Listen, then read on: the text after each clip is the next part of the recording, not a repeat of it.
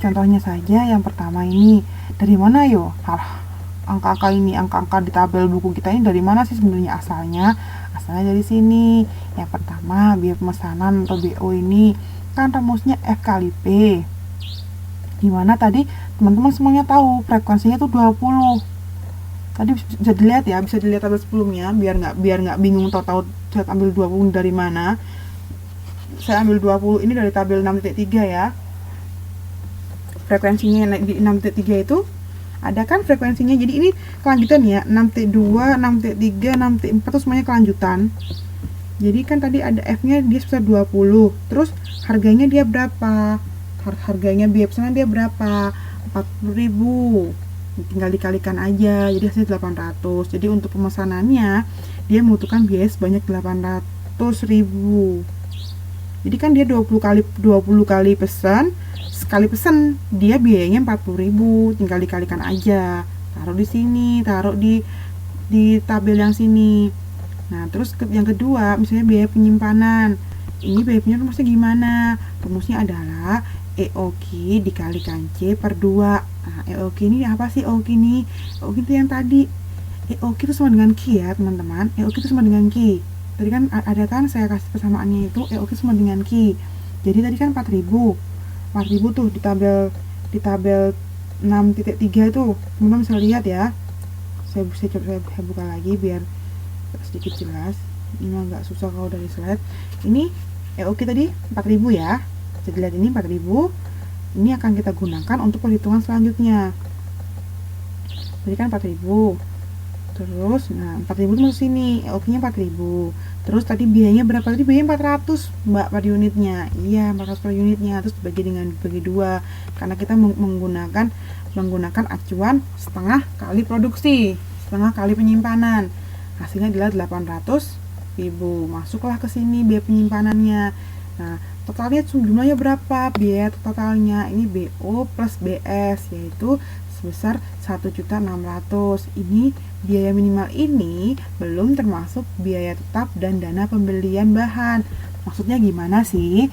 Jadi biaya ini merupakan biaya yang minimal. Jadi ini semua ini biaya minimal yang akan perusahaan peroleh, tapi ini biaya minimal yang bergantung pada yang namanya tadi EOQ. Dimana EOQ itu hanya mempertimbangkan yang namanya biaya pesanan atau biaya order dan biaya penyimpanan. Jadi dia tidak memperhitungkan yang namanya biaya tetap. Jadi belum diperhitungkan biaya tetap. Terus yang namanya dana pembelian ini apa? Dana pembelian ini ya dana yang harga barangnya. Tadi kan kita belum mengalihkan harga barangnya berapa. Belum ada kan? Jadi ini belum diperhitungkan. Dua ini belum diperhitungkan. Ini diperhitungkan nanti terakhir ketika manajemen itu ingin mengetahui total seluruhnya berapa. Itu belum diperhitungkan. Kalau untuk sekarang ini belum masuk dalam perhitungan. Jadi hanya perhitungan hanya BO sama BS-nya saja. Seperti itu. Ini nanti ada soal ini ya, teman-teman, untuk tugasnya. Tadi saya kasih soal itu tugasnya ya. Nah, itu saja untuk materi yang kegiatan belajar 2. Bagaimana? Ada yang tanyain nggak? Udah yakin ngerti nggak sebelum saya lanjut ke yang lainnya nih?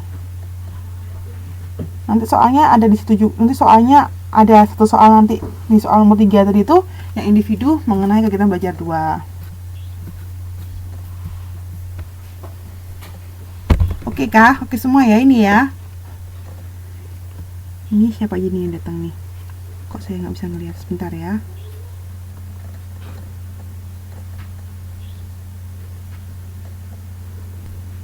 Gimana? Untuk Mbak Titin, Mas Wisnu, Mbak Heni, Mbak Helen, Mbak Siti Rahayu. Sudah ya, sudah ngerti ya untuk KB2-nya. Apa ada yang perlu ditanyain nggak? Udah baca nggak sebelumnya untuk dalam belajar 2-nya itu? Ih, Mas Wisnu nih oke nih, beneran oke ya. Kalau gitu tugas saya nanti pasti bener ya. Mbak Siti Rahayu sedikit bu. Oke lah sedikit. Nggak apa-apa, yang penting ada yang masuk gitu. Kalau blast itu nanti yang saya pusing nanti kalau ternyata nggak masuk sama sekali ya. Nanti itu ada tugas yang untuk KB2 itu ada tugas untuk soal nomor 3 itu saya ambilkan di kegiatan belajar 2. Nanti teman-teman bisa lihat lagi. Sebenarnya simpel kok, perhitungan itu simpel sekali, cuma agak sedikit ribet gara-gara bukunya itu dia ngasih penurunan rumus. Oke, tapi emotnya bingung banget tuh kayaknya. Oke lah Mbak Helen, nanti kalau misalnya nanti kalau datang ke pertemuan, nanti kalau nggak ngerti tanya di situ juga nggak apa-apa kan, kalau langsung dari papan enak toh jelasinnya. Masalahnya saya nggak bisa ngetik pakai wisik ini, masih agak susah. Ya, sip lah Mbak Hel. Ya, kita lanjut ya teman-teman ke kegiatan belajar 3. Di sini nggak ada hitung-hitungan kok, jadi nggak pusing-pusing lagi, ntar emotnya nggak punyeng-punyeng lagi ya Mbak Helen. Untuk kegiatan belajar 3 ini kita ingin mengetahui ternyata dalam sebuah perusahaan, tadi kan kita bagus banget tuh, kita cuma tahu caranya ngitung bagaimana ngitung EOQ. Tapi EOQ itu hanya berlaku pada kondisinya normal, jadi nggak ada hambatan-hambatan. Jadi pada saat pelaksanaan operasionalnya itu normal, semuanya itu berjalan mulus aja. Tapi kenyataannya di sebuah perusahaan kan nggak kayak gitu, pasti ada namanya hambatan-hambatan. Pemasoknya kenapa, tiba-tiba barangnya langka, atau kalau misalnya dia tuh perusahaan-perusahaan yang inputnya pertanian tiba-tiba diserang hama, jeder gitu kan, ada bencana alam, banjir, atau tiba-tiba ada gempa atau kayak gimana, akhirnya bahan bakunya nggak dapat bahan baku kayak gitu. Nah, itu yang namanya dinamakan ketidakpastian persediaan. Jadi persediaan itu sebenarnya nggak semulus dan nggak sepasti yang perhitungan kita di awal tadi itu. Itu perhitungan semuanya itu hanya digunakan pada kondisi normal. Ya emang itu adalah kondisi yang ideal gitu loh. Kondisi yang idealnya kayak gitu. Tapi namanya di lapangan itu nggak selalu namanya ideal kan. Pasti banyak yang namanya halangan-halangannya. Oleh karena itu kita perlu mengetahui ketidakpastian dari sebuah persediaan. Nah, asalnya ketidakpastian sendiri itu terbagi menjadi 2, yaitu ketidakpastian karena perusahaan atau internal perusahaannya sendiri, karena manajemennya atau karena pengolahan perusahaannya sendiri oleh manajerialnya, oleh karyawannya. Ini misalnya saja contohnya pada penyimpangan penyerapan bahan baku. Penyerapan bahan baku ini maksudnya adalah penyimpangan penggunaan bahan baku. Kita salah penggunaan bahan bakunya, kita salah. Harusnya bahan baku ini digunakan tadi kan per 15 hari ya, digunakan selama 15 hari, ternyata 10 hari kok udah habis. Terus ternyata 15 hari kok belum habis ya bahan bakunya, masih banyak ternyata di gudang itu 12 hari. Nah, itu namanya kan penyimpangan kan. Di situ nggak ada penyimpangan bahan baku. Jadi persediaan yang ada itu tidak sama dengan perencanaan awal. Jadi ketika tadi itu rencanainnya pokoknya per 15 hari aku harus beli bahan. Ternyata bahan bakunya kurang. Jadinya aku harus beli per 10 hari atau per 5 hari. Terus ternyata pada berikutnya aku harus belinya per 12 hari. Nanti berikutnya lagi aku harus belinya per 13 hari kayak gitu. Itu kan udah penyimpangan bahan baku. Sedangkan ada juga karena faktor-faktor eksternal, biasanya ini berhubungan pada pihak ketiga, misalnya saja pihak pemasoknya atau sarana angkutannya. Mungkin kayak kedatangan bahan bakunya, pemasoknya terlambat nih, dia punya problem, mungkin angkutannya kenapa, atau tiba-tiba di jalan tiba-tiba kena macet, atau ternyata kapal ferinya misalnya kalau di Indonesia ya, kalau yang pakai selat itu mau ke Jakarta mau ke Sumatera, ternyata di situ cuacanya buruk, akhirnya nggak bisa, transportasinya nggak bisa jalan, terus bahan baku kita nggak ada kayak gitu. Nah, itu biasanya berhubungan dengan eksternal. Dia 2 ya, ada internal, ada eksternal. Nah, untuk yang grafiknya itu, grafik teman-teman lihat di bawahnya ini ada 2 grafik ya. Di situ maksudnya apa sih? Di sini maksudnya untuk yang pertama ini adalah grafik pada kondisi normal. Ini udah kondisi normal. Jadi rencananya sesuai ya. Di sini kan ini EOQ nih. Pokoknya diingat ya, pokoknya ketika titik 0 ini pasti EOQ.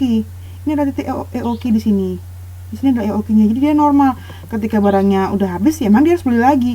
Dan ketika dia ingin beli lagi, barangnya ada. Jadi langsung naik lagi, naik lagi persediaannya, ada lagi.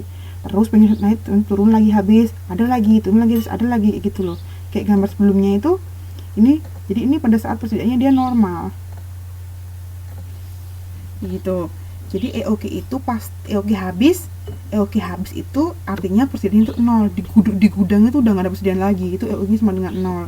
Di sini titik ini habis ini EOQ-nya ini ya di sini. Nah, tapi yang namanya kenyataan itu kan nggak seindah impian loh, nggak seindah idealnya, pasti ada yang salah. Di sini misalkannya saja ya, kenyataannya lah kok ternyata itu bahannya itu kita terjadi penyimpangan penyerahan bahan baku. Di sini yang saya contohkan ini adalah bahannya itu diserapnya itu cepat. Jadi kita menggunakan bahan bakunya banyak. Jadi yang harusnya per 15 hari kita beli, 15 hari baru kita beli, ternyata 12 hari, 10 hari udah habis. Nah, ini kita jadi namanya stock out. Nih loh di sini nih, lihat nih stock out. Ini maksudnya adalah kekurangan bahan baku. Jadi rencananya awalnya ini 15 hari baru habis di sini, ternyata baru 10 hari dia udah habis. Kenyataannya di sini dia udah habis. Jadi ketika hari ke-15 dia udah stock out, minus dia. Kekurangan bahan baku di sini. Jadi dia harus beli bahan baku dong. Di sini tuh dia harus beli bahan baku. Dia harus beli bahan baku yang lainnya, bahan baku baru. Nah, sementara ketika bahan bakunya datang, ini otomatis ini akan terpotong dengan sendirinya ya. Jadi harusnya semula dia segini nih bahan bakunya dia, ketika bahan baku itu datang dia mungkin jumlahnya segini, misalnya ini anggaplah ini 10 ton ya. Karena dia dulunya stock out ya, jadi dia dulunya kekurangan bahan baku dan dia menghabiskan bahan baku 3 ton, otomatis bahan bakunya nggak akan jadi 10 ton lagi, hanya tinggal 7 ton. Jadi di hari ke-15 bahan bakunya itu hanya tinggal 7 ton, karena di hari ke-10 dia udah habis, kayak gitu. Dari sini yang mengerti ya. Jadi kenyataan itu nggak akan seindah nggak akan seindah kondisi idealnya. Jadi dia akan bisa kenyataannya yang dia ini penggunaan terlalu cepat. Nah, kenapa sih kok bisa kayak gini ya? Itu pasti ada beberapa faktor yang menyebabkan terjadinya seperti ini. Terjadinya stock out. Jadi ingat-ingat ya, stock out itu namanya kekurangan bahan baku. Jadi bahan bakunya dia kurang. Itu stock out. Nah, untuk kenapanya ini akan dijelaskan di slide berikutnya.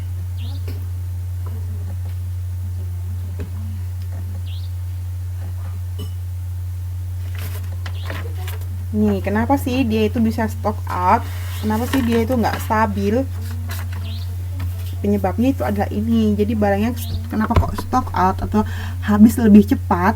Itu ada beberapa penyebab. Ada 5 penyebab ya. Yang pertama, mungkin saja karena tingkat produksinya itu lebih besar. Jadi kan tadi harusnya 15 hari, 10 hari udah habis tuh bahan bakunya. Pasti dia produksinya banyak banget. Itu kenapa kok produksi banyak? Mungkin karena ternyata ada peningkatan pasar, jadi pasar itu meningkat, pasarnya itu minta banyak. Nah, mumpung nih Aji mumpung nih pasarnya minta banyak, terus aja produksi. Jadi mungkin ya udahlah karyawannya lembur aja, biar kita bisa memenuhi permintaan. Jadi bahan bakunya juga cepat habis kan akhirnya, karena terus-terusan diproduksi, sehingga ini akan meningkatkan keuntungan perusahaan. Jadi kalau misalnya ternyata penyebabnya itu adalah karena peningkatan permintaan, perusahaan itu nggak akan risau atau nggak akan kebingungan, karena itu adalah penyebab yang positif. Jadi dia akan meraih keuntungan lebih besar di sini. Nah, ada lagi nih penyebab yang merugikan jika penyebabnya itu adalah karena kerusakan. Berpet lagi. ya oke, saya coba lagi ya. Nih, gimana Mas Wisnu, masih berpet? Oke, sudah oke. Ini saya sudah deket banget sama laptop. Di sini yang kedua ini yang merugikan itu jika terdapat kerusakan mesin. Kenapa di sini saya bilang merugikan? Jadi sebenarnya barang-barangnya itu habis. Jadi bahan baku itu cepat habis bukan gara-gara permintaan yang meningkat, tapi gara-gara mesinnya itu rusak. Jadi karena mesinnya rusak, jadi banyak barang-barang itu menjadi barang-barang afal. Masih ingat kan pertemuan minggu lalu barang-barang afal itu barang-barang apa? Itu adalah barang-barang sisa yang dapat digunakan. Jadi barang-barang ketika kita produksi ternyata barangnya rusak, nggak sempurna gitu loh, nggak sempurna. Jadi kita nggak bisa jual juga. Jadi ujung-ujungnya rugi juga ke perusahaan. Itu kalau karena mesinnya rusak. Terus ada lagi yang ketiga, itu karena kualitas bahan baku kita itu rendah. Misalkan saja kan ada beberapa perusahaan itu dia itu perjalanan kerjasama dengan pemasoknya itu nggak dalam jangka panjang, hanya dalam jangka pendek. Dan jangka pendek itu artinya gimana? Artinya dia selalu berganti-ganti pemasok. Nah, mungkin kebetulan yang sekarang ini yang masuk pada periode selanjutnya ini kualitasnya rendah bahan bakunya, sehingga untuk memproduksinya itu sedikit, tapi dia